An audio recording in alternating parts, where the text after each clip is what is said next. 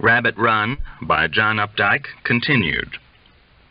What do I care about her face? You talk about tarts. They don't become ivory white saints in my book just by having a marriage license. That girl wanted Harry and got him with the only trick she knew, and now she's run out of tricks. Don't talk that way, Mary. It's just words with you. Suppose I had acted the way Harry has. Ah, she says and turns, and Eccles flinches, seeing her face taut to release a special missile. I didn't want you. You wanted me. Or wasn't it that way? Yes, of course it was that way, Angstrom mutters. Well, then, there's no comparison. Angstrom has hunched his shoulders over the coffee, drawn himself in very small, as if she has painted him into a tiny corner. Oh, Mary, he sighs, not daring move with words. Eccles tries to defend him. He goes to the weaker side of a fight almost automatically. I don't think you can say, he tells Mrs. Angstrom, that Janice didn't imagine that her marriage was built on mutual attraction. If the girl was such a clever schemer, she wouldn't have let Harry slip away so easily. Mrs. Angstrom's interest in this discussion, now that she knows she's pressed her husband too hard, has waned. She maintains a position that Janice is in control, so obviously false that it amounts to a concession. She hasn't let him slip away, she says. She'll have him back, you watch.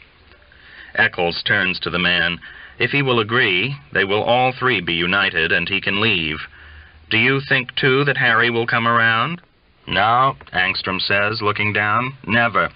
He's too far gone. He'll just slide deeper and deeper now until we might as well forget him. If he was 20 or 22, but at his age. In the shop sometimes you see these young brewer bums. They can't stick it. They're like cripples, only they don't limp. Human garbage, they call them. And I sit there at the machine for 2 months wondering how the hell it could be my Harry that used to hate a mess so much. Eccles looks over at Harry's mother and is jarred to see her leaning against the sink with soaked cheeks gleaming under the glasses. He gets up in shock. Is she crying because she thinks her husband is speaking the truth, or because she thinks he is saying this just to hurt her, in revenge for making him admit that he had wanted her? I hope you're wrong, Eccles says. I must go now. I thank you both for discussing this with me. I realize it's painful. Angstrom takes him back through the house and in the dark of the dining room touches his arm. He liked things just so, he says. I never saw a boy like him. Any rumpus in the family he'd take hard out of all reason. When Mary and I, would have our fun.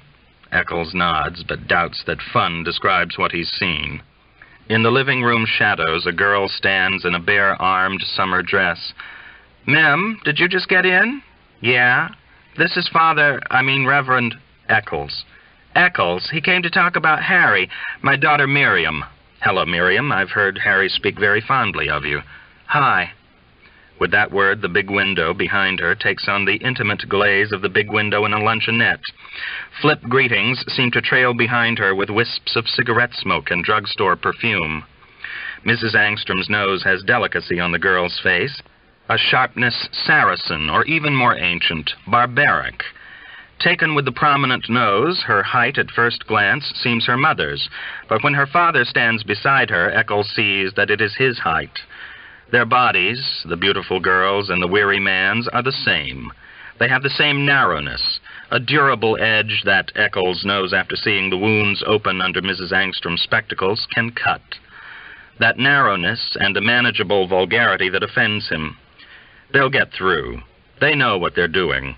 It's a weakness of his to prefer people who don't know what they're doing, the helpless. These and the people on top, beyond help. The ones who maneuver more or less well in the middle seem to be his feudal instincts to be thieving from both ends. When they bunch at the door, Angstrom puts his arm around his daughter's waist, and Eccles thinks of Mrs. Angstrom silent in the kitchen with her wet cheeks and red arms. It's just a flash, an impression. From the pavement, turning to wave at the two of them in the doorway, he is grateful for the fine picture they make, and laughs at their incongruous symmetry. The earringed Arab boy with her innocent contempt for his Christian collar, and the limp-faced old woman of a printer, paired in slenderness, interlocked. He gets into the car thirsty and vexed. There was something pleasant said in the last half hour, but he can't remember what it was. He's scratched, hot, confused, and dry. He's spent an afternoon in a bramble patch. He's seen half a dozen people and a dog, and nowhere did an opinion tally with his own, that Harry Angstrom was worth saving and could be saved. Instead, down there between the brambles, there seemed to be no Harry at all. Nothing but stale air and last year's dead stalks. Mrs. Angstrom's ice water has left him thirstier than before. His palate seems coated with cobwebs. The day is declining through the white afternoon to the long blue spring evening. He drives past a corner where someone is practicing on a trumpet behind an open upstairs window. Do-do-do-do-da-da-dee, dee-dee-da-da-do-do-do. Cars are whispering home from work. He drives across the town, tacking on the diagonal streets along a course parallel to the distant ridge of the mountain. Fritz Krupenbach, Mount Judge's Lutheran minister for 27 years, lives in a high brick house not far from the cemetery. The motorcycle belonging to his college-age son is on its side in the driveway, partly dismantled. The sloping lawn, graded in fussy terraces, has the unnatural Chartreuse evenness that comes with much fertilizing, much weed-killing, and much mowing. Mrs. Kruppenbach, will Lucy ever achieve that dimpled, obedient look, comes to the door in a gray dress that makes no compromise with the season. Her gray hair girdles her head with braids of great compactness. When she lets all that hair down, she must be a witch. "He's mowing out back," she says. "I'd like to talk to him for just a few minutes. It's a problem that involves our two congregations." "Go up to his room, why don't you? I'll fetch him." The house, foyer, halls, staircase, even the minister's leathery den upstairs, is flooded with the smell of beef roasting. As if every day, when the house is cleaned, the odor is rubbed into the wood with a damp rag. Eccles sits by the window of Kruppenbach's den on an oak-backed choir pew left over from some renovation. Seated on the bench, he feels an adolescent compulsion to pray, but instead peers across the valley at the pale green fragments of the golf course where he would like to be with Harry. He lied somewhat to Mrs. Angstrom. Harry does not play golf better than he. He seems to have trouble in making the club part of himself, to be tense with the fear that this stick of steel will betray him. Between Harry's alternately fine and terrible shots and his own consistent weakness, there is a rough equality that makes each match unpredictable. Eccles has found other partners either better or worse than he. Only Harry is both, and only Harry gives the game a desperate gaiety, as if they are together engaged in an impossible, startling, bottomless quest set by a benevolent but absurd lord. A quest whose humiliations sting them almost to tears, but one that is renewed at each tee in a fresh flood of green. And for Eccles there is an additional hope, a secret determination to trounce Harry. He feels that the thing that makes Harry unsteady, that makes him unable to repeat his beautiful, effortless swing every time, is the thing at the root of all the problems that he has created, and that by beating him decisively, he, Eccles, will get on top of this weakness, this flaw, and hence solve the problems. In the meantime, there is the pleasure of hearing Harry now and then cry, "Yes, yes," or "That's the one." Their rapport at moments attains for Eccles a pitch of pleasure, a harmless ecstasy, that makes the world with its endless circumstantiality seem remote and spherical and green. The house shudders to the master's step. Of the ministers in the town, he likes Kruppenbach least. The man is rigid in his creed and a bully in manner. Eccles loves rectories. He grew up in one. But in this one, he feels all the humorlessness, the pious oppression that people falsely imagine. Yet Kruppenbach's son must not have found it so. Witness the motorcycle. The man comes up the stairs into his den, angry at being taken from his lawn mowing. He wears old black pants and an undershirt soaked with sweat. His shoulders are coated with wiry gray wool, and a wide, tangled bush of black speckled hair bubbles out of the U of the undershirt neck and froths across the wet red skin of his chest. "Hello, Chuck," he says at pulpit volume, with no intonation of greeting. His German accent makes his words seem stones, set angrily one on top of another. "What is it?" Eccles doesn't dare Fritz with the older man, and instead laughs and exclaims, "Hello." Krupenbach grimaces. He has a massive square head, crew-cut. He is a man of brick. As if he was born as a baby, literally of clay, and decades of exposure have baked him to the color and hardness of brick. He repeats, "What? You have a family called Angstrom?" "Yes." "The father's a printer?" "Yes." "Their son Harry deserted his wife over 2 months ago. Her people, the Springers, are in my church." "Yes, well, the boy's a Schussel." Eccles isn't certain what that means. He supposes that Kruppenbach doesn't sit down because he doesn't want to stain his furniture with his own sweat. His continuing to stand puts Eccles in a petitionary position, sitting on the bench like a choir boy. The odor of meat cooking grows more insistent as he explains what he thinks happened, how Harry has been in a sense spoiled by his athletic successes, how the wife, to be fair, had perhaps showed little imagination in their marriage, how he himself, as minister, had tried to keep the boy's conscience in touch with his wife without pressing him into a premature reunion, for the boy's problem wasn't so much a lack of feeling as an uncontrolled excess of it. How the 4 parents, for various reasons, were of little help. How he had witnessed just 5 minutes ago a quarrel between the Angstroms that perhaps offered a clue as to why their son— "Do you think," Kruppenbach interrupts. Jack hadn't expected him to be quiet this long. The man certainly was no listener. Even in his undershirt, he somehow wore vestments. "Do you think this is your job, to meddle in these people's lives? I know what they teach you at seminary now, this psychology and that, but I don't agree with it. You think now your job is to be an unpaid doctor, to run around and plug up the holes and make everything smooth. I don't think that. I don't think that's your job. No, now let me finish. I've been in Mount Judge 27 years, and you've been here too. I've listened to your story, but I wasn't listening to what it said about the people. I was listening to what it said about you. What I heard was this, the story of a minister of God selling his message for a few scraps of gossip and a few games of golf. What do you think now it looks like to God? One childish husband leaving one childish wife. Do you ever think any more what God sees, or have you grown beyond that?" "No, of course not. But it seems to me our role in a situation like this, it seems to you our role is to be cops. Cops without handcuffs, without guns, without anything but our human good nature. Isn't it right? Don't answer. Just think if I'm not right." "Well, I say that's a devil's idea. I say let the cops be cops and look after their laws that have nothing to do with us." "I agree, up to a point." "There is no up to a point. There is no reason or measure in what we must do." His thick forefinger, woolly between the knuckles, has begun to tap emphasis on the back of a leather chair.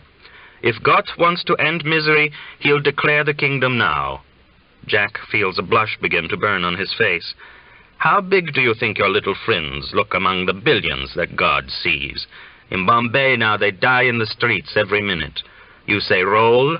I say you don't know what your role is, or you'd be home locked in prayer. There is your role, to make yourself an exemplar of faith. There is where comfort comes from. Faith, not what little finagling a body can do here and there, stirring the bucket. In running back and forth, you run from the duty given you by God, to make your faith powerful, so when the call comes you can go out and tell them, yes, he is dead, but you will see him again in heaven. Yes, you suffer, but you must love your pain because it is Christ's pain. When on Sunday morning then, when we go before their faces, we must walk up not worn out with misery, but full of Christ, hot," he clenches his hairy fists, "with Christ, on fire. Burn them with the force of our belief. That is why they come. Why else would they pay us? Anything else we can do or say, anyone can do or say. They have doctors and lawyers for that. It's all in the book. A thief with faith is worth all the Pharisees. Make no mistake. Now, I'm serious. Make no mistake. There is nothing but Christ for us. All the rest, all this decency and busyness is nothing. It is devil's work." "Fritz," Mrs. Kruppenbach's voice calls carefully up the stairs. "Supper."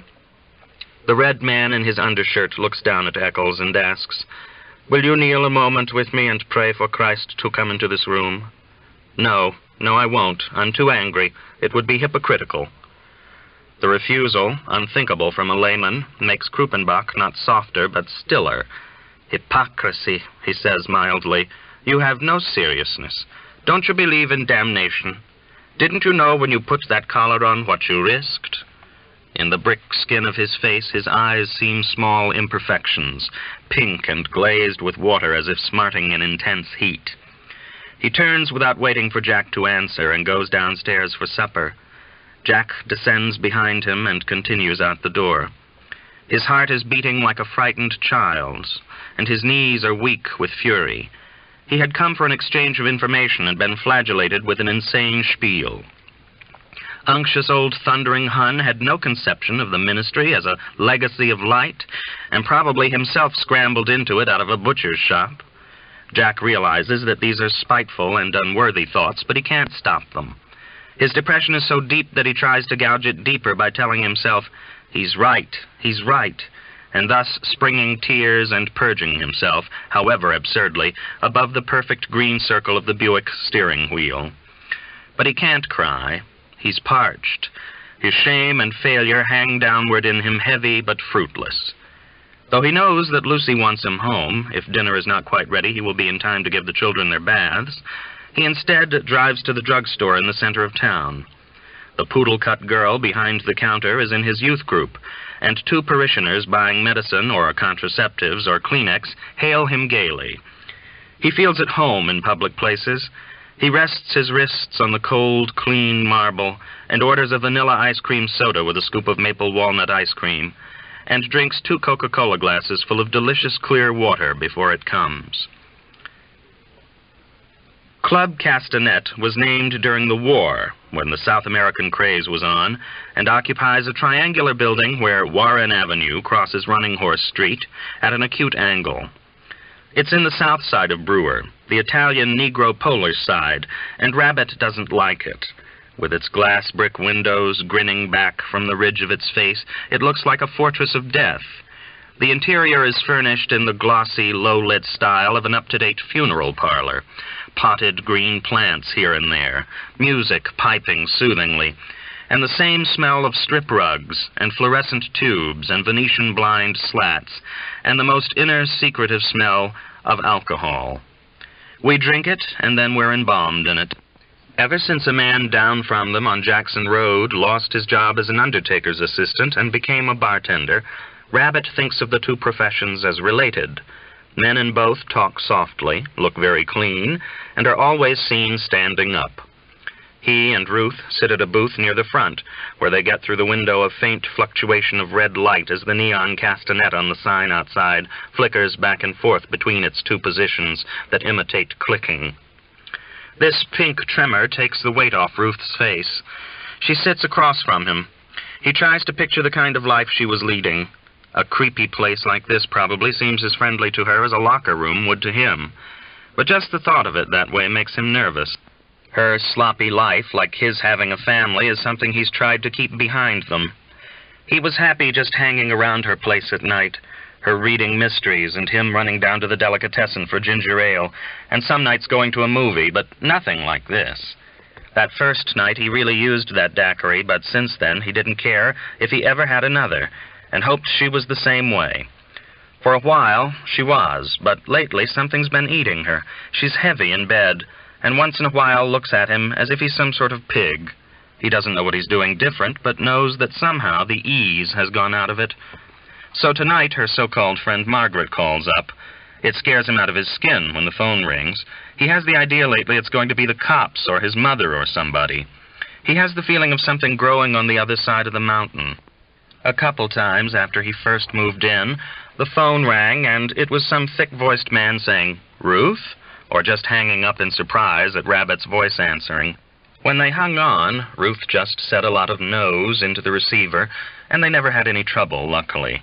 She knew how to handle them, and anyway, there were only about 5 that ever called. Like the past was a vine hanging on by just these 5 shallow roots, and it tore away easily, leaving her clean and blue and black. But tonight it's Margaret out of this past, and she wants them to come down to the castanet, and Ruth wants to, and Rabbit goes along. Anything for a little change. He's bored. He asks her, "What do you want?" "A daiquiri."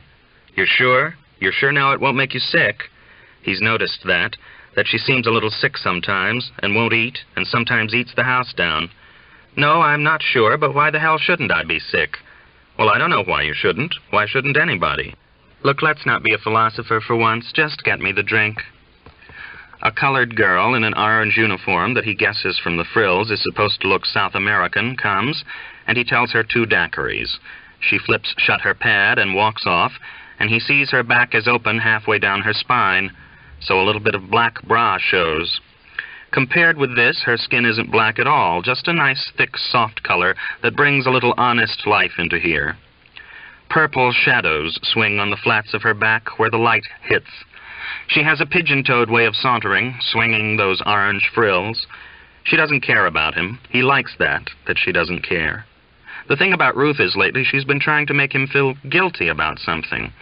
"Don't fall in," she tells him. "I'm not doing anything." "You're right, you're not doing anything." If this is a threat, he doesn't like threats. Margaret comes, and the guy with her, he isn't very happy to see, is Ronnie Harrison.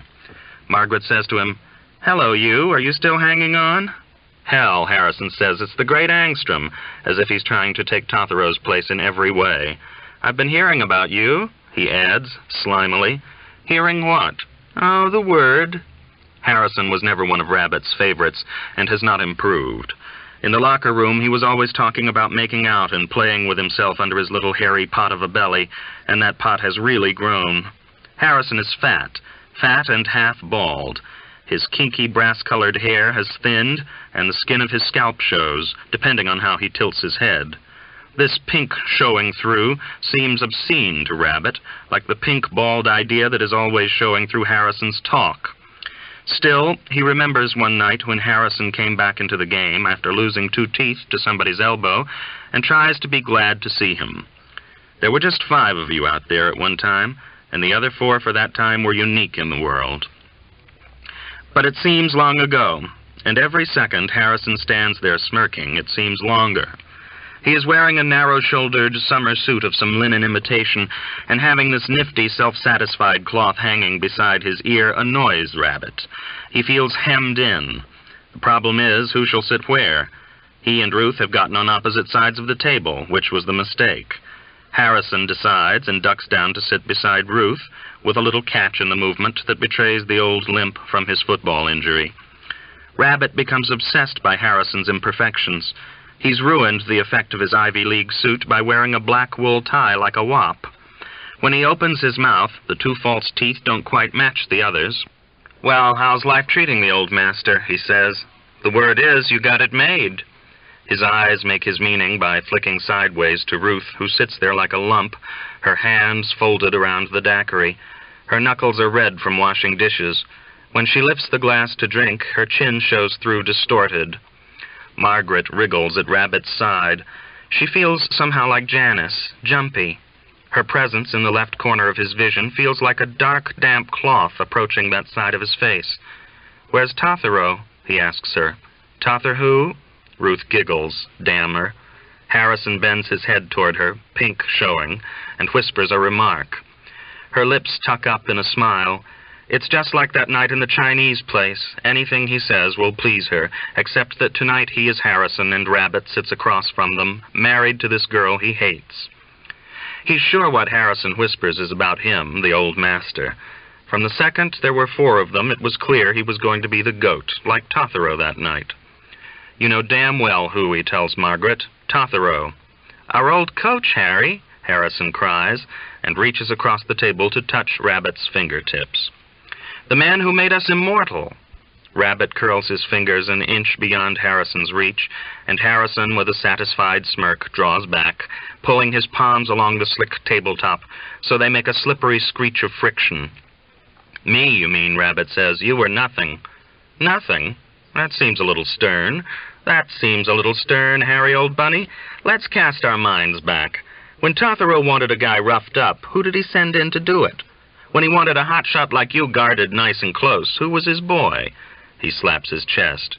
"You were too much of a queen to dirty your hands. No, you never touched anybody, did you? You didn't play football, either. And get your knee scrambled either, did you? No, sir, not Harry the bird. He was on wings. Feed him the ball and watch it go in. It went in, you noticed. Sometimes it did. Harry, now don't wrinkle your nose. Don't think we all don't appreciate your ability. From the way he's using his hands, chopping and lifting with practiced understatement, getting a quiet symphony of sarcasm and patience and emphasis out of the play of his palms, Rabbit thinks he must do a lot of talking around a table. Yet there's a tremor, and in seeing that Harrison is afraid of him, Rabbit loses interest. The waitress comes. Harrison orders bourbon on the rocks for himself and Margaret, and another daiquiri for Ruth, and Rabbit watches her back recede as if it is the one real thing in the world, the thick, notched rope of her spine between two blue-brown pillows of muscle. He wants Ruth to see him looking. Harrison is losing his salesman's composure. Did I ever tell you what Tothero once said to me about you? Ace, are you listening? What did Tothero say? God, this guy is a middle-aged bore. He said to me, "This is in confidence, Ronnie, but I depend on you to spark the team. Harry is not a team player." Rabbit looks down at Margaret and over at Ruth. "Now I'll tell you what really happened," he says to them. "Old Harrison here went in to Tothero and he said, 'Hey, I'm a real spark plug, ain't I, Coach? A real playmaker, huh? Not like that lousy showboat Angstrom, huh?' And Tothero was probably asleep and didn't answer, so Harrison goes through the rest of his life thinking, 'Gee, I'm a real hero, a real playmaker.' On a basketball team, you see, whenever you have a little runty, clumsy guy that can't do anything, he's called the playmaker. I don't know where he's supposed to be making all these plays. In his bedroom, I guess." Ruth laughs. He's not sure he wanted her to. "That's not true." Harrison's practiced palms flicker more hastily. "He volunteered it to me. Not that it was anything I didn't know. The whole school knew it." "Did it? Nobody ever told him." Ruth says, "God, let's not talk basketball. Every time I go out with this bastard, we talk nothing but." He wonders, did doubt show on his face, and she say that to reassure him? Does she in any part of her pity him? Harrison perhaps thinks he's been uglier than befits his sales conference suavity. He takes out a cigarette and a lizard skin Ronson. Rabbit turns to Margaret. Something in the way this arranges the nerves in his neck rings a bell, makes him think he turned to her exactly like that 1,000,000 years ago and says, "You never answered me." Nuts. I don't know where he is. I guess he went home. He was sick. Just sick, or... Harrison's mouth does a funny thing, smiling and pursing both, as if he is introducing with deference this bit of Manhattan cleverness to his rural friends for the first time, and taps his head to make sure they will get it. "Sick, sick, sick." "Always," Margaret says. A serious shadow crosses her face that seems to remove her and Harry, who sees it, from the others, and takes them into that strange area of 1,000,000 years ago from which they have wandered. A strange guilt pierces Harry at being here instead of there, where he never was. Ruth and Harrison across from them, touched by staccato red light, seem specters glimpsed from the heart of damnation. "Dear Ruth," Harrison says, "how have you been? I often worry about you." "Don't worry about me," she says, yet seems pleased. The negress brings their drinks, and Harrison sets his lizard skin Ronson beside his glass, as if suggesting it's for sale. "Did you know," he asks Harry with a sweet smile, as if he's chatting with a child, "that Ruth and I once went to Atlantic City together?" "There was another couple," she tells Harry. "A disgusting pair," Harrison says, "who preferred the shabby privacy of their own bungalow to the golden sunshine outdoors. The male of this twosome later confided to me with ill-concealed pride that he had enjoyed the orgasmatic climax 11 times in the all-too-short period of 36 hours. Margaret laughs. "Honestly, Ronnie, to hear you talk sometimes you'd think you went to Harvard." "Princeton," he corrects. "Princeton is the effect I want to give. Harvard is suspect around here." Rabbit looks toward Ruth to see if she is still on his side. With dismay, he sees that the second daiquiri is on its way, and the first has been delivered. She titters. "The awful thing about them," she says, "was that they did it in the car. Here was poor Ronnie trying to drive through all this Sunday night traffic, and I looked back at a stoplight, and Betsy's dress was up around her neck." "I didn't drive all the way," Harrison tells her. "Remember, we finally got him to drive." His head tips toward her for confirmation, and his pink scalp glints. "Yeah, Ruth looks into her glass and titters again, maybe at the thought of Betsy naked. Harrison watches narrowly the effect of this on Rabbit. This guy, he says in the pushy, quiet voice of offering a deal, had an interesting theory. He thought, Harrison's hands grip air, that right at the crucial, how shall I say, development, you should slap your partner as hard as you can, right in the face, if you're in a position to. Otherwise, slap what you can. Rabbit blinks. He really doesn't know what to do about this awful guy. And just there, in the space of blinking, with the alcohol vaporizing under his ribs, he feels himself pass over. He laughs, really laughs. They can all go to hell. Well, what did he think about biting? Harrison's "I've got your number, buddy" grin grows fixed. His reflexes aren't quick enough to take this sudden turn. Biting? I don't know. Well, he couldn't have given it much thought. A good big bloody bite, nothing better. Of course, I can see how you're handicapped with those 2 false teeth. "Do you have false teeth, Ronnie?" Margaret cries. "How exciting! You've never told." "Of course he does," Rabbit tells her. "You didn't think those 2 piano keys were his, did you? They don't even come close to matching." Harrison presses his lips together, but he can't afford to give up that forced grin, and it sharply strains his face. His talking is hampered, too. "Now, there was this place we used to go in Texas," Rabbit says, "where there was this girl whose backside had been bitten so often it looked like a piece of old cardboard. You know, after it's been out in the rain. It's all she did. She was a virgin otherwise." He looks around at his audience, and Ruth shakes her head minutely, one brief shake as if to say, "No, Rabbit." And it seems extremely sad. So sad a film of grit descends on his spirit and muffles him.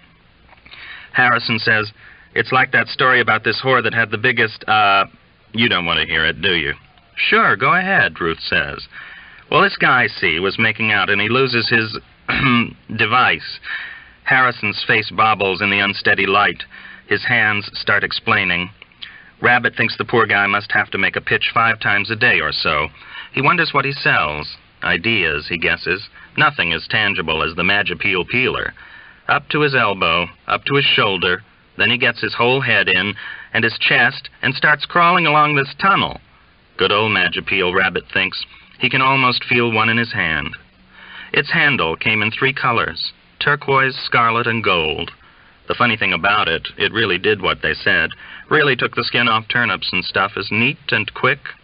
Sees this other guy and says, "Hey, have you seen—" Ruth sits there resigned, and with horror he believes it's all the same to her. In her mind, there's no difference between Harrison and him, and for that matter, is there a difference?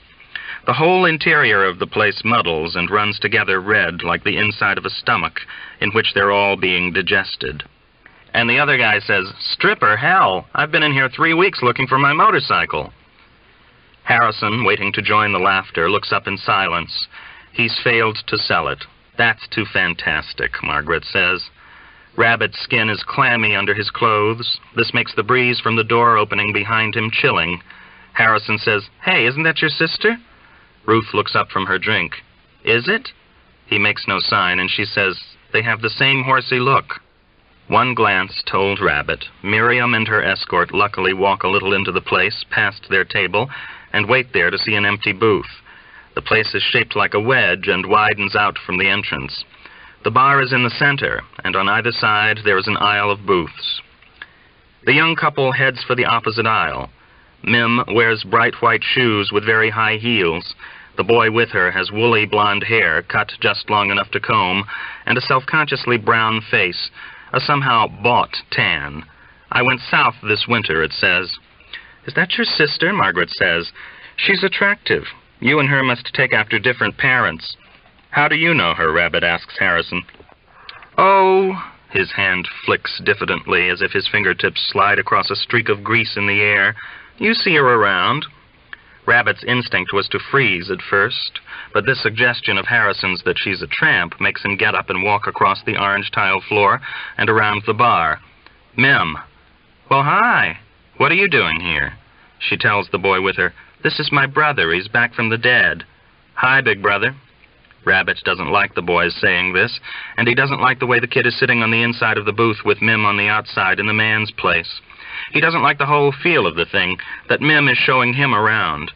The kid is wearing a seersucker coat and a narrow tie and looks very innocent in a smirched prep school way. His lips are too thick. Mim doesn't give his name. Harry, Pop, and Mom fight all the time about you. Well, if they knew you were in a joint like this, they'd have something else to talk about. It's not so bad for this section of town. It stinks. Why don't you and Junior get out? Say, who's in charge here? The kid asks, drawing his shoulders up and making his lips thicker. Harry reaches over, hooks his finger around the kid's striped necktie, and snaps it up. It flies up and hits his thick mouth and makes his manicured face go slightly fuzzy. He starts to rise, and Rabbit puts his hand on top of his tidy, narrow head and pushes him down again and walks away with the hardness of the kid's head still in his fingertips. At his back, he hears the sweetest sound he's heard that night, his sister calling, "Harry!" His ears are so good he hears, as he rounds the bar, Junior explain to her, in a voice made husky with cowardice, "He's in love with you." To his own table, he says, "Come on, Ruth. Get on your motorcycle." She protests, "I'm happy. Come on." She moves to collect her things, and Harrison, after looking around in doubt, gets out of the booth to let her up. He stands there beside Rabbit, and Rabbit, on an impulse, puts his hand on Ronnie's unpadded pseudo-Princeton shoulder. In comparison with Mim's kid, he likes him. "You're right, Ronnie," he tells him. "You were a real playmaker." It comes out nasty, but he meant it well for the sake of the old team. Harrison, too slow to feel that he means it, knocks his hand away and says, "When are you going to grow up?" It's telling that lousy story that has rattled him. Outside on the summer-warm steps of the place, Rabbit starts laughing. "Looking for my motorcycle," he says, and lets go. "Wah, yeah," under the neon light. Ruth is in no humor to see it. "Well, you are a nut," she says. It annoys him that she is too dumb to see that he is really furious. The way she shook her head no at him when he was gagging it up annoys him. His mind goes back over the minute again, and every time snags on it. He is angry about so many things he doesn't know where to begin. The only thing clear is he's going to give her hell. "So you and that bastard went to Atlantic City together." "Why is he a bastard?" "Oh, he's not, and I am?" "I didn't say you were." "You did, too. Right back in there you did." "It was just an expression. A fond expression, though I don't know why." "You don't?" "No, I don't. You see your sister come in and with some boyfriend and practically pee in your pants." "Did you see the punk she was with?" "What was the matter with him?" Ruth asks. "He looked all right." "Just about everybody looks all right to you, don't they?" "Well, I don't see what you're doing going around like some almighty judge." "Yes, sir, just about anything with hair in its armpits looks all right to you." They are walking up Warren Avenue. Their place is 7 blocks away. People are sitting out on their steps in the warm night, their conversation in this sense public, and they fight to keep their voices low. "Boy, if this is what seeing your sister does to you, I'm glad we're not married." "What brought that up?" "What brought what up?" "Marriage." "You did. Don't you remember the first night you kept talking about it and kissed my ring finger?" "That was a nice night." "All right, then?" "All right, then, nothing." Rabbit feels he's been worked into a corner where he can't give her hell without giving her up entirely, without obliterating the sweet things. But she did that by taking him to that stinking place. "You've laid for Harrison, haven't you?" "I guess. Sure." "You guess? You don't know?" "I said sure." "And how many others?" "I don't know." 100? It's a pointless question. Why is it pointless? It's like asking how many times you've been to the movies. They're about the same to you, is that it? "No, they're not the same, but I don't see what the count matters. You knew what I was." "I'm not sure I did." "You were a real hooer?" "I took some money. I've told you. There were boyfriends when I was working as a stenographer, and they had friends, and I lost my job because of the talk, maybe, I don't know. And some older men got my number, I guess, through Margaret. I don't know. Look, it's by. If it's a question of being dirty or something, a lot of married women have had to take it more often than I have." "Did you pose for pictures?" "You mean like for high school kids?" "No." "Did you blow guys?" "Look, maybe we should say bye-bye." At the thought of that, her chin softens and eyes burn, and she hates him too much to think of sharing her secret with him. Her secret inside her seems to have no relation to him. This big body loping along with her under the street lamps, hungry as a ghost, wanting to hear the words to whip himself up. That was the thing about men, the importance they put on the mouth. Rabbit seems like another man to her with this difference. In ignorance, he has welded her to him, and she can't let go. With degrading gratitude, she hears him say, No, I don't want to say bye-bye. I just want an answer to my question. The answer to your question is yes. Harrison? Why does Harrison mean so much to you? Because he stinks. And if Harrison is the same to you as me, then I stink. They are, for that moment, the same to her. In fact, she would prefer Harrison just for the change, just because he doesn't insist on being the greatest thing that ever was. But she lies. You're not at all the same. You're not in the same league. Well, I got a pretty funny feeling sitting across from you two in that restaurant. What all did you do with him? Oh, I don't know. What do? You make love. You try to get close to somebody. Well, would you do everything to me that you did to him? This stuns her skin in a curious way, makes it contract so that her body feels squeezed and sickened inside it. If you want me to. After being a wife, her old skin feels tight. His relief is boyish. His front teeth flash happily. Just once, he promises. Honest, I'll never ask you again. He tries to put his arm around her, but she pulls away. Her one hope is that they aren't talking about the same thing. Up in the apartment, he asks plaintively, "Are you going to?" She is struck by the helplessness in his posture. In the interior darkness to which her eyes have not adjusted, he seems a suit of clothes hung from the broad white knob of his face. She asks, "Are you sure we're talking about the same thing?" "What do you think we're talking about?" He's too fastidious to mouth the words. She says, "Right," he says. "In cold blood, you just want it?" "Uh-huh. Is it so awful for you?" This glimmer of her gentle rabbit emboldens her. "May I ask what I've done? I didn't like the way you acted tonight."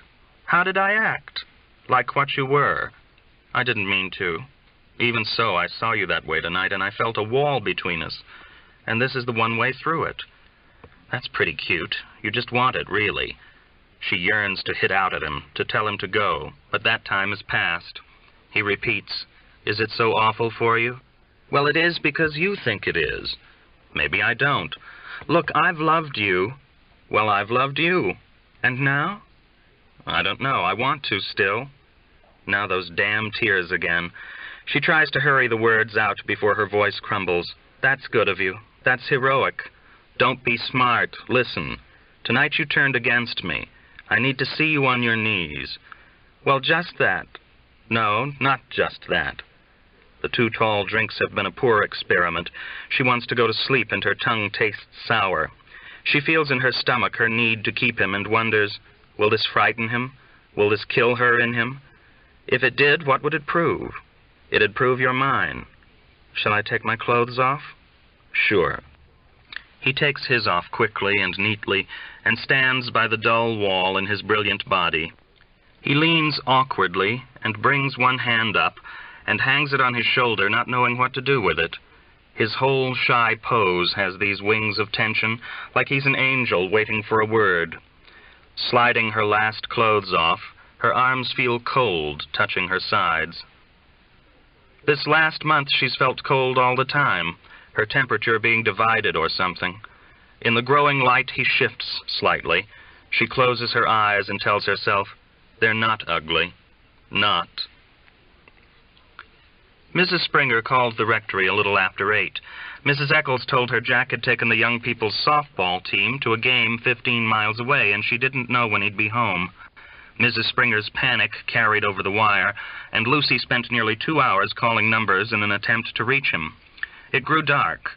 She finally reached the minister of the church whose softball team they were playing, and he told her the game had been over for an hour. The darkness thickened outside. The window whose sill held the phone became a waxy, streaked mirror in which she could see herself, hair unpinning, slump back and forth between the address book and the phone. Joyce, hearing the constant ticking of the dial, came downstairs and leaned on her mother. 3 times Lucy took her up to bed, and twice the child came down again and leaned her damp weight against her mother's legs in frightened silence. The whole house, room beyond room, surrounding with darkness the little island of light around the telephone, filled with menace. And when, the 3rd time, Joyce failed to come down from her bed, Lucy felt guilty and forsaken both, as if she had sold her only ally to the shadows. She dialed the number of every problem case in the parish she could think of, tried the vestryman, the church secretary, the 3 co-chairmen of the fundraising drive, and even the organist, a piano-teaching professional who lived in Brewer.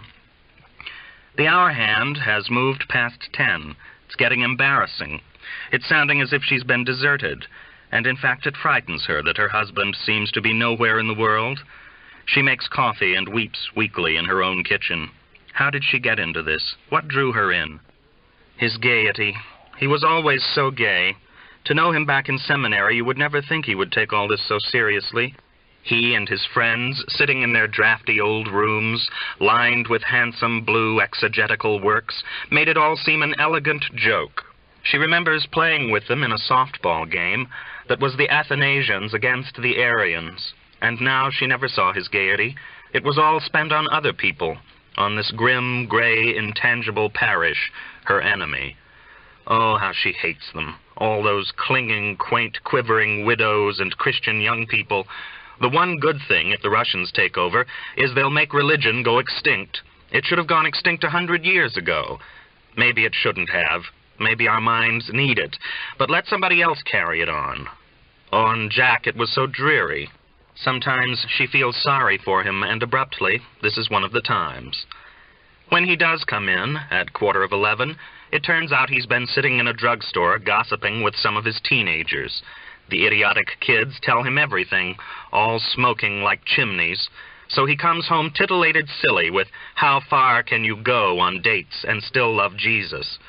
Eccles sees at once she is furious. He had been having far too happy a time in the drugstore. He loves kids. Their belief is so real to them and sits so light. Lucy delivers her message as sufficient rebuke, but it fails as that, for, with hardly a backward glance at the horrid evening she has, implicitly spent, he rushes to the phone. He takes his wallet out and, between his driver's license and his public library card, finds the telephone number he has been saving, the key that could be turned in the lock just once. He wonders, dialing it, if it will fit, if he was a fool to lean the entire weight of the case on the word of young Mrs. Fosnacht, with her mirroring, perhaps mocking sunglasses. The distant phone rings often, as if electricity, that amazingly trained mouse, has scurried through miles of wire only to gnaw at the end of its errand on an impenetrable plate of metal. He prays, but it is a bad prayer, a doubting prayer. He fails to superimpose God upon the complexities of electricity. He concedes them their inviolable laws. Hope has vanished. He is hanging on out of numbness. When the gnawing ringing stops, the metal is lifted, and openness, an impression of light and air, washes back through the wires to Eccles' ear. "Hello?" A man's voice, but not Harry's. It is heavier and more brutal than that of his friend. "Is Harry Angstrom there?" Sunglasses mock his sunk heart. This is not the number. "Who's this?" "My name is Jack Eccles." "Oh, hi. Is that you, Harry? It didn't sound like you. Were you asleep?" "In a way." "Harry, your wife has started to have the baby. Her mother called here around 8, and I just got in." Eccles closes his eyes. In the dark, tipping silence, he feels his ministry, sum and substance, being judged. "Yeah," the other breathes in the far corner of the darkness. "I guess I ought to go to her." "I wish you would." "I guess I should. It's mine, I mean to." "Exactly. I'll meet you there. It's St. Joseph's in Brewer. You know where that is?" "Yeah, sure. I can walk it in 10 minutes. You want me to pick you up in the car?" "No, I'll walk it." "All right, if you prefer." "Harry." "Huh? I'm very proud of you." "Yeah, okay. I'll see you." Eccles had reached for him, it felt like, out of the ground. Voice had sounded tinny. Ruth's bedroom is dim. The street lamp, like a low moon, burns shadows into the inner planes of the armchair, the burdened bed, the twisted sheet he tossed back finally when it seemed the phone would never stop. The bright rose window of the church opposite is still lit, purple, red, blue, gold, like the notes of different bells struck. His body, his whole frame of nerves and bones tingles, as if with the shaking of small bells hung up and down his silver skin. He wonders if he had been asleep, and how long, 10 minutes or 5 hours. He finds his underclothes and trousers draped on a chair, and fumbles with them. Not only his fingers, but his vision itself trembles in the luminous gloom. His white shirt seems to crawl like a cluster of glowworms in grass. He hesitates a second before poking his fingers into the nest that turns under his touch to safe cloth, dead. He carries it in his hand to the sullen, laden bed. "Hey, baby?" The long lump under the covers doesn't answer. Just the top of Ruth's hair peeks up out of the pillow. He doesn't feel she is asleep. "Hey, I got to go out." No answer.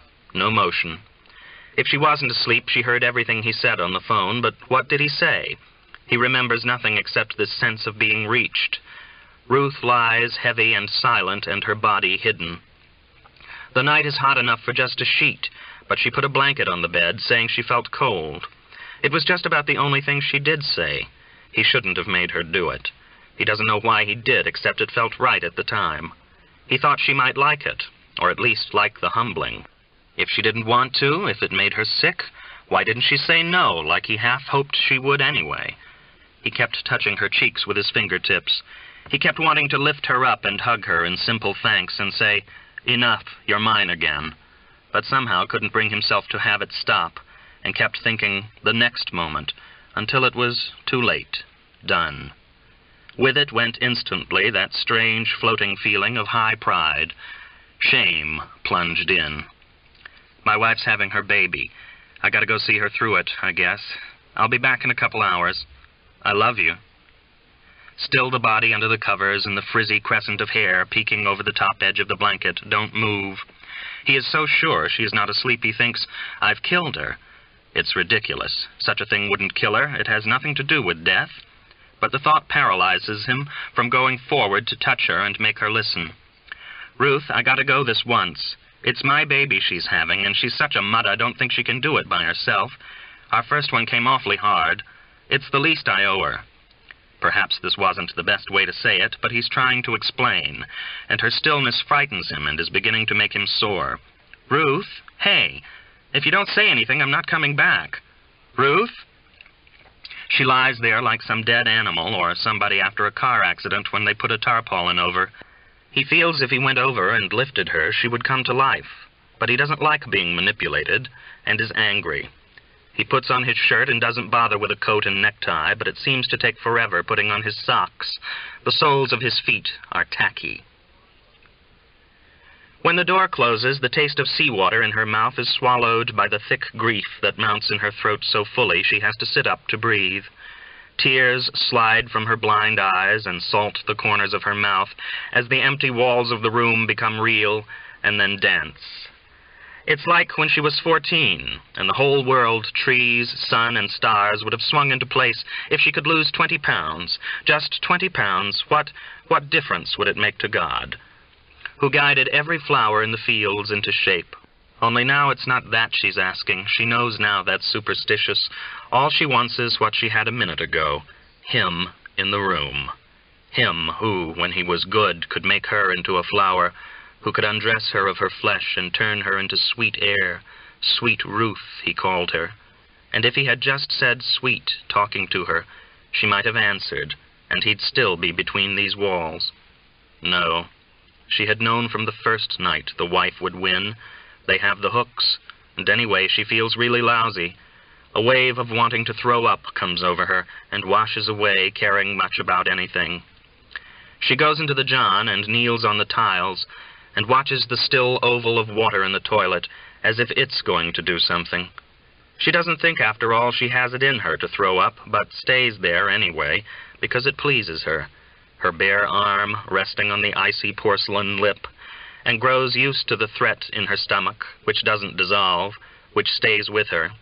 So in her faint state it comes to seem that this thing that's making her sick is some kind of friend. He runs most of the way to the hospital, up Summer 1 block, then down Youngquist, a street parallel to Weiser on the north, a street of brick tenements and leftover business places, shoe repair nooks smelling secretively of leather, darkened candy stores, insurance agencies with photographs of tornado damage in the windows, real estate offices lettered in gold, a bookshop. On an old-fashioned wooden bridge, Youngquist Street crosses the railroad tracks, which slide between walls of blackened stone, soft with soot like moss, through the center of the city. Threads of metal deep below in a darkness like a river, taking narrow sunset tints of pink from the neon lights of the dives along Railway Street. Music rises to him. The heavy boards of the old bridge, waxed black with locomotive smoke, rumble under his feet. Being a small-town boy, he always has a fear of being knifed in a city slum. He runs harder. The pavement widens, parking meters begin, and a new drive-in bank faces the antique YMCA. He cuts up the alley between the Y and a limestone church, whose leaded windows show the reverse sides of biblical scenes to the street. He can't make out what the figures are doing. From a high window in the YMCA fall the clicks of a billiard game. Otherwise, the building's broad side is lifeless. Through the glass side door, he sees an old Negro sweeping up in green aquarium light. Now the pulpy seeds of some tree are under his feet. Its tropically narrow leaves are black spikes against the dark yellow sky. Imported from China or Brazil or somewhere because it can endure soot and fumes. The St. Joseph's parking lot is a striped asphalt square whose sides are lined with such city trees. And above their tops, in this hard open space, he sees the moon, and for a second stops and communes with its mournful face. Stops stark on his small, scrabbled shadow on the asphalt, to look up toward the heavenly stone that mirrors with metallic brightness the stone that has risen inside his hot skin. Make it be all right, he prays to it, and goes in the rear entrance. He walks down a linoleum hall perfumed with ether to the front desk. Angstrom, he tells the nun behind the typewriter, I think my wife is here. Her plump face is rimmed like a cupcake with scalloped linen. She surveys her cards and says yes and smiles. Her little wire spectacles perch way out from her eyes on the pads of fat at the top of her cheeks. You may wait over there. She points with a pink ballpoint pen. Her other hand rests beside the typewriter on a string of black beads the size of the necklace of beads carved in Java he once got Janice for Christmas. He stands there staring, expecting to hear her say, She's been here hours. Where were you? He can't believe she'll just accept him. As he stares, her nerveless white hand, that has never seen the sun, slides the black necklace off the desktop into her lap. Two other men are already established in the waiting end of the room. This is the front entrance hall. People drift in and out. Rabbit sits down on an imitation leather chair with chrome arms and gets the idea he's in a police court, and these other two men are the cops who made the arrest. In his nervousness, he plucks a magazine from the table. It's a Catholic magazine the size of the Reader's Digest. He tries to read a story about a lawyer in England who becomes so interested in how legally unfair it was for Henry VIII to confiscate the property of the monasteries that he becomes a Roman Catholic convert and eventually a monk. The two men whisper together. One maybe is the other's father. The younger one keeps kneading his hands together and nodding to what the older man whispers. Eccles comes in, blinking and looking scrawny in his collar. He greets the sister behind the desk by name, Sister Bernard. Rabbit stands up on ankles of air, and Eccles comes over with that familiar frown in his eyebrows made harsh by the hospital light. His forehead is etched in purple. He's had a haircut that day. As he turns his skull, the shaved planes above his ears shine like the blue throat feathers of a pigeon. Rabbit asks, Does she know I'm here? He wouldn't have predicted that he would whisper too. He hates the panicked sound of his voice. I'll see that she's told if she's still conscious, Eccles says in a loud voice that makes the whispering men look up. He goes over to Sister Bernard. The nun seems happy to chat, and both laugh, Eccles in the startled guffaw Rabbit knows well, and Sister Bernard with a pure and girlish fat woman's fluting that springs from her throat slightly retracted, curbed by the frame of stiff frills around her face. When Eccles moves away, she lifts the phone by her skirted elbow. Eccles comes back and looks him in the face, sighs and offers him a cigarette. The effect is somehow of a wafer of repentance, and Rabbit accepts. The first drag, after so many clean months, unhinges his muscles, and he has to sit down. Eccles takes a hard chair nearby and makes no effort at conversation. Rabbit can't think of much to say to him off the golf course, and, shifting the smoking cigarette awkwardly to his left hand, pulls another magazine off the table, making sure it's unreligious, the Saturday Evening Post. It opens to an article in which the author, who from the photograph looks Italian, tells how he took his wife and 4 children and mother-in-law on a 3-week camping trip to the Canadian Rockies that only cost them $120, not counting the initial investment of a Piper Cub. His mind can't keep with the words, but keeps skidding up and branching away and flowering into little soft visions of Janice screaming, of the baby's head blooming out of blood, of the wicked, ridged blue light Janice must be looking into if she's conscious, Eccles said, of the surgeon's red rubber hands and gauze face, and Janice's babyish black nostrils widening to take in the antiseptic smell he smells, the smell running everywhere along the whitewashed walls, of being washed, blood-washed, retching-washed, until every surface smells like the inside of a bucket. But it will never come clean, because we will always fill it up again with our filth. A damp, warm cloth seems wrapped around his heart. He is certain that as a consequence of his sin, Janice or the baby will die. His sin, a conglomerate of flight, cruelty, obscenity, and conceit. A black clot embodied in the entrails of the birth. Though his bowels twist with the will to dismiss this clot, to retract, to turn back and undo, he does not turn to the priest beside him, but instead reads the same sentence about delicious fried trout again and again. On the extreme edge of his tree of fear, Eccles perches, blackbird, flipping the pages of magazines and making frowning faces to himself. He seems unreal to Rabbit. Everything seems unreal that is outside of his sensations. His palms tingle. A strange impression of pressure darts over his body, seizing now his legs, now the base of his neck. His armpits itch the way they used to when he was little and late for school, running up Jackson Road. "Where's her parents?" he asks Eccles. Eccles looks surprised. "I don't know. I'll ask the sister." He moves to get up. No, sit still for Christ's sake." Eccles, acting like he half owns the place, annoys him. Harry wants to be unnoticed. Eccles makes noise. He rattles the magazines so it sounds like he's tearing orange crates apart, and flips cigarettes around like a juggler. A woman in white, not a nun, comes into the waiting room and asks Sister Bernard, "Did I leave a can of furniture polish in here? I can't find it anywhere. A green can with one of those pushy things on top that makes it spritz." "No, dear." She looks for it and goes out, and after a minute comes back and announces, "Well, that's the mystery of the world." To the distant music of pans, wagons, and doors, one day turns through midnight into another. Sister Bernard is relieved by another nun, a very old one, dressed in dark blue, signifying some mysterious inferiority of holiness. The 2 whispering men go to the desk, talk, and leave, their crisis unresolved. Eccles and he are left alone. Rabbit strains his ears to catch the cry of his child somewhere deep in the hushed hospital maze. Often he thinks he hears it, the scrape of a shoe, a dog in the street, a nurse giggling. Any of these are enough to fool him.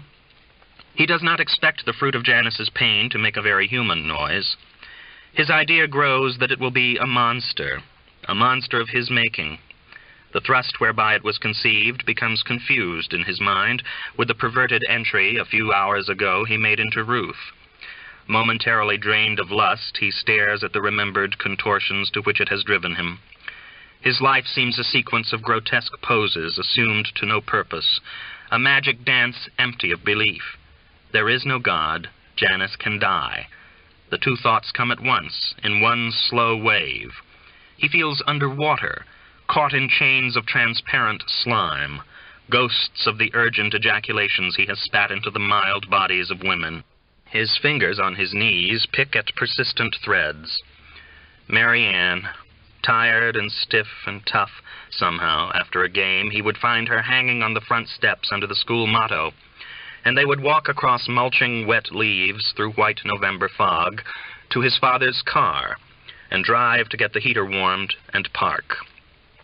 Her body a branched tree of warm nests, yet always this touch of timidity, as if she wasn't sure, but he was much bigger, a winner. He came to her as a winner, and that was the feeling he missed since. In the same way, she was the best of them all, because she was the one he had brought most to, so tired. Sometimes the shouting glare of the gym would darken behind his sweat-burned eyes into a shadowed anticipation of the careful touchings that would come under the padded gray car roof, and once there, the bright triumph of the past game flashed across her quiet skin, streaked with the shadows of rain on the windshield, so that the two kinds of triumph were united in his mind. She married when he was in the army. A P.S. in a letter from his mother shoved him out from shore. That day he was launched. But he feels joy now, cramped from sitting on the eroded chrome-armed chair, sick with cigarettes. He feels joy in remembering his girl. The water of his heart has been poured into a thin vase of joy that Eccles' voice jars and breaks. "Well, I've read this article by Jackie Jensen all the way to the end, and I don't know what he said," Eccles says. "Huh? This piece by Jackie Jensen on why he wants to quit baseball. As far as I can tell, the problems of being a baseball player are the same as those of the ministry." "Say, don't you want to go home? What time is it?" "Around 2. I'd like to stay, if I may." "I won't run off, if that's what you're afraid of." Eccles laughs and keeps sitting there. Harry's first impression of him had been tenacity, and now all the intervening companionship has been erased, and it's gone back to that. Harry tells him, "When she had Nelson, the poor kid was at it for 12 hours. Eccles says, "The second child is usually easier," and looks at his watch. "It hasn't quite been 6 hours." Events create events. Mrs. Springer passes through from the privileged room where she has been waiting, and stiffly nods at Eccles. Seeing Harry in the corner of her eye makes her stumble on her sore legs and tumble down saddle shoes. Eccles gets up and goes with her through the door to the outside. After a while, the two of them come back in along with Mr. Springer, who wears a tiny knotted necktie and a spandy fresh shirt. At 2 a.m., he looks like he just came from the tailor's. His little sandy mustache has been trimmed so often his upper lip has turned gray under it. He says, "Hello, Harry." This acknowledgment from her husband, despite some talking to they've probably had from Eccles, goads the old lady into turning on Harry and telling him, "If you're sitting there like a buzzard, young man, hoping she's going to die, you might as well go back to where you've been living, because she's doing fine without you, and has been all along." The two men hustle her away, while the old nun peers with a smile across her desk. Deaf? Mrs. Springer's attack, though it ached to hurt him, is the first thing anybody has said to Harry since this began, that seems to fit the enormity of the event going on somewhere behind the screen of hospital soap smell. Until her words, he felt alone on a dead planet, encircling the great gaseous sun of Janice's labor. Her cry, though a cry of hate, pierced his solitude. The dreadful thought of Janice's death, hearing it voiced aloud, had halved its weight. That strange scent of death Janice breathed. Mrs. Springer also smelled it, and this sharing seems the most precious connection he has with anybody in the world. Mr. Springer returns and passes through to the outside, bestowing upon his son-in-law a painfully complex smile. Compounded of a wish to apologize for his wife, we're both men, I know, a wish to keep distant, nevertheless, you've behaved unforgivably, don't touch me, and the car salesman's mechanical reflex of politeness. Harry thinks, "You crumb," hurls the thought at the slammed door. "You slave! Where is everybody going? Where are they coming from?" Eccles comes back and feeds him another cigarette and goes away again. Smoking it makes the floor of his stomach tremble. His throat feels like it does when you wake up after sleeping all night with your mouth open. His own bad breath now and then brushes his nostrils. A doctor with a barrel chest and unimaginably soft small hands, held curled in front of the pouch of his smock, comes into the anteroom uncertainly. He asks Harry, "Mr. Angstrom?" This would be Dr. Crow. Harry has never met him. Janice used to go off and visit him once a month, bringing home tales of how gentle he was, how delicate. "Yes. Congratulations, you have a beautiful little daughter." He offers his hand so hastily Harry has only time to half rise, and so absorbs the news in a crouching position. The scrubbed pink of the doctor's face, His sterile mask is unknotted and hangs from one ear, exposing pallid, beefy lips, becomes enmeshed in the process of trying to give shape and tint to the unexpected word, daughter. I do? It's okay? 7 pounds, 10 ounces. Your wife was conscious throughout and held the baby for a minute after delivery. Really? She held it? Did she have a hard time? No, it was normal. In the beginning she seemed tense, but it was normal. That's wonderful. Thank you. Good grief, thank you. Crow stands there smiling uneasily. Coming up from the pit of creation, he stammers in the open air. Strange. Here he has been for the last hours, closer to Janice than Harry ever was. Has been grubbing right in her roots. Yet he has brought back no secret, no wisdom to confide. Just a bland, sterile blessing. Harry dreads that the doctor's eyes will release with thunder the horror they have seen. But Crow's gaze contains no wrath, not even a reprimand. He seems to see Harry as just another in the parade of more or less dutiful husbands whose brainlessly sown seed he spends his life trying to reap. Harry asks, "Can I see her?" Who? Who? That her is a forked word, now startles him. The world is thickening. My wife? Of course, surely. Crow seems in his soft way puzzled that Harry asks for permission. He must know the facts, yet seems oblivious of the gap of guilt between Harry and humanity. I thought you might mean the baby.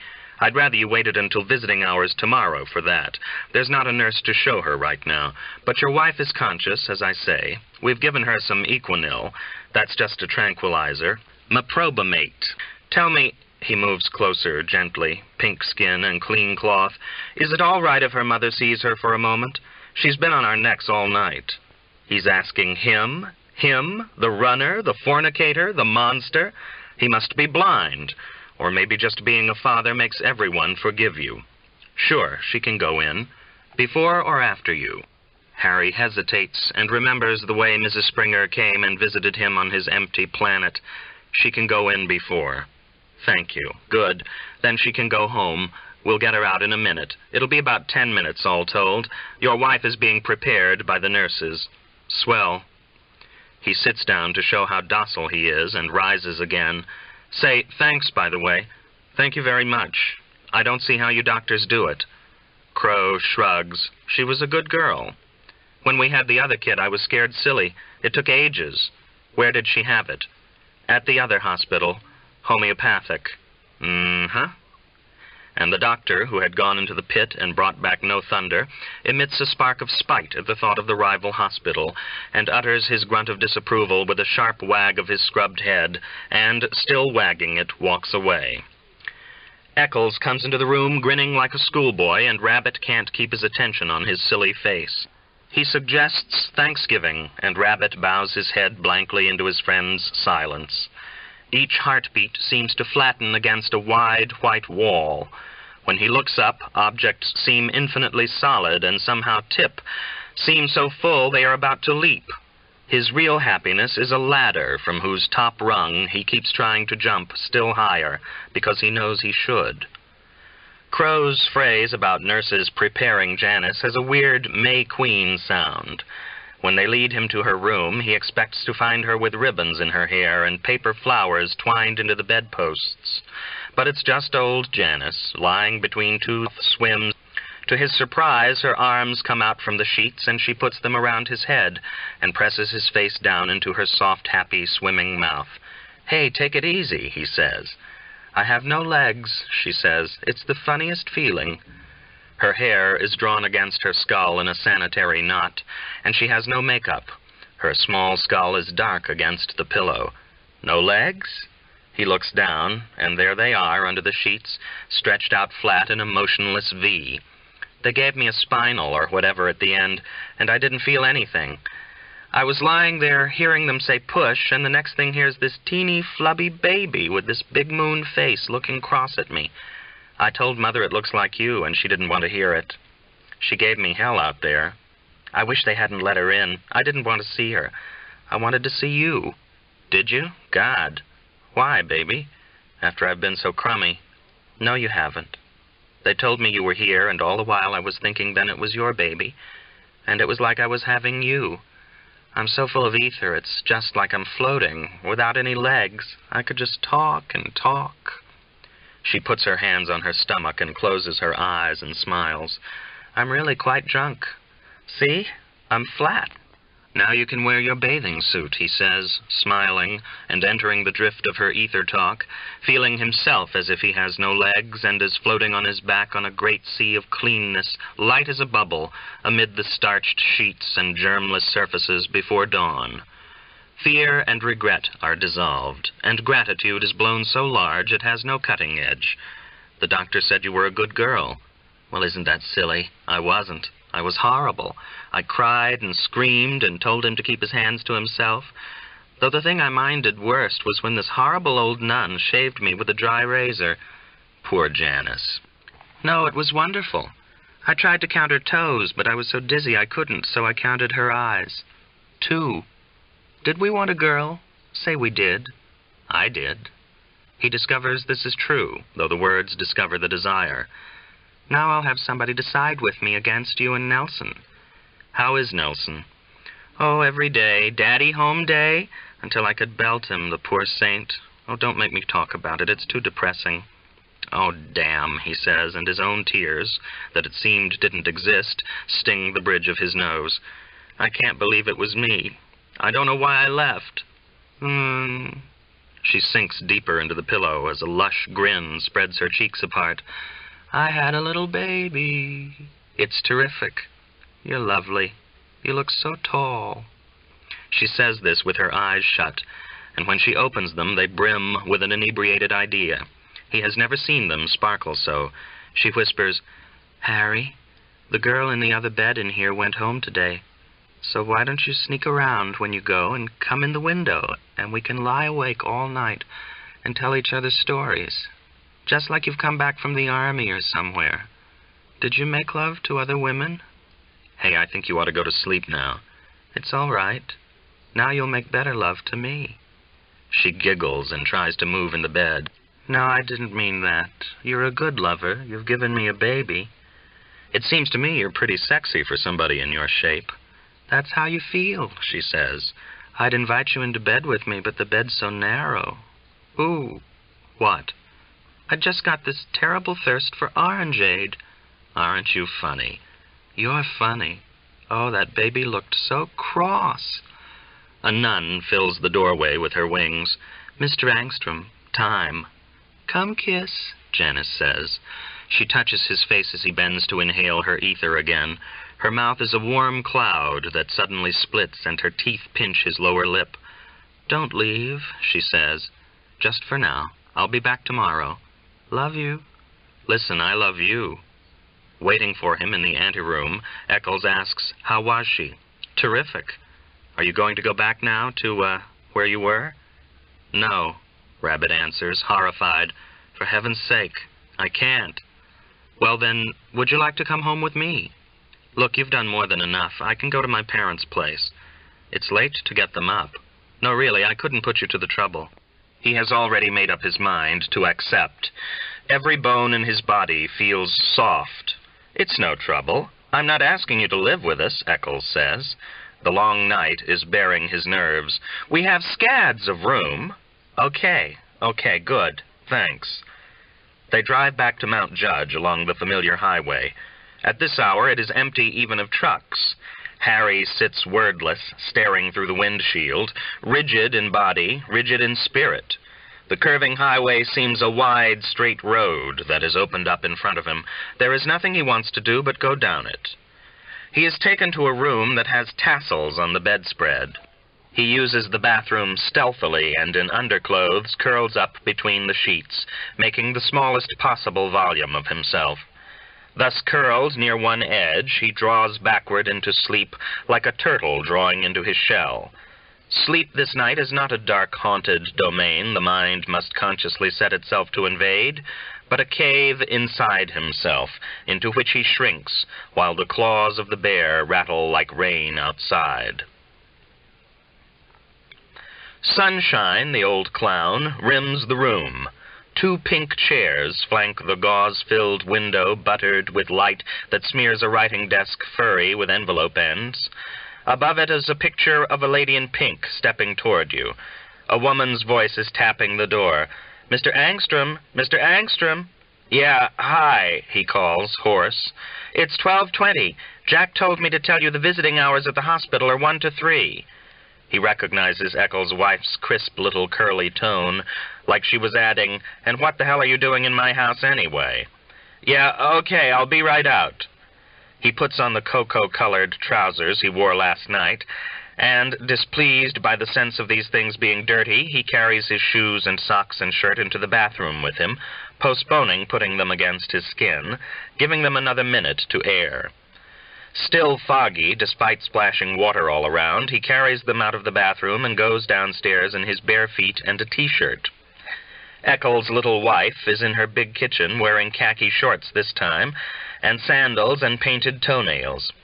"How did you sleep?" she asks from behind the refrigerator door. "Like death, not a dream or anything." "It's the effect of a clear conscience," she says, and puts a glass of orange juice on the table with a smart click. He imagines that seeing how he's dressed, with just the T-shirt over his chest, makes her look away quickly. "Hey, don't go to any bother. I'll get something in brewer. I won't give you eggs or anything. Do you like Cheerios? Love 'em. All right." The orange juice burns away some of the fuzz in his mouth. He watches the backs of her legs.